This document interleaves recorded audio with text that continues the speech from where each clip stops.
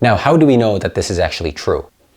There are a lot of ways to demonstrate to you that objective experience is always reducible to subjective experience. So let's start with something general and simple. Consider the following thought experiment. Let's say one day you're going about your life and you find yourself in a scary situation. And because you are in a scary situation, you feel scared. It's a pretty straightforward experience. The situation was scary before you got there, and because of that, when you entered it, you felt fear. You became frightened, scared yourself. Very clearly, we see that how you felt on the inside was caused by the outside. But now consider this. Let's say, once again, you're going about your business and you find yourself in a scary situation. Except that this time, for whatever reason, you do not feel scared. Now this is an interesting issue, because if the situation is scary, but when you enter it, you don't feel scared, is the situation scary in the first place? Because of this difference, this contradiction between the external circumstance on the outside and how you feel on the inside, we must now ask ourselves the question, what does it mean when we say that a situation is scary to begin with?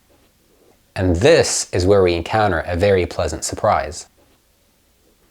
When people say that a situation is scary, regardless of what their definition is, it must be one paraphrase or another of the following statement.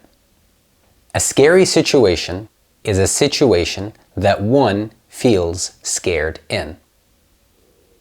Now, this is huge because the quality of this external situation we're now seeing actually takes its cue from your personal subjective experience. On the flip side, however, from the two examples that we just considered, you could see that the quality of the external situation does not necessarily dictate your internal subjective experience. Just seconds ago, we assumed that the situation being scary is an objective, independent fact. We assumed that the situation is scary before you even came in contact with it. And even when you did come in contact with it, it was scary regardless of your personal feelings about it on the inside. And because of this, we assumed the experience was caused by the outside and saw its result in the inside. But our little investigation just showed us that the way reality works is actually the other way around. A scary situation, by definition, is a situation that one feels scared in. The situation's qualification to be scary depends on your personal, private, subjective experience. In other words, the experience starts from the inside and gets projected on the outside.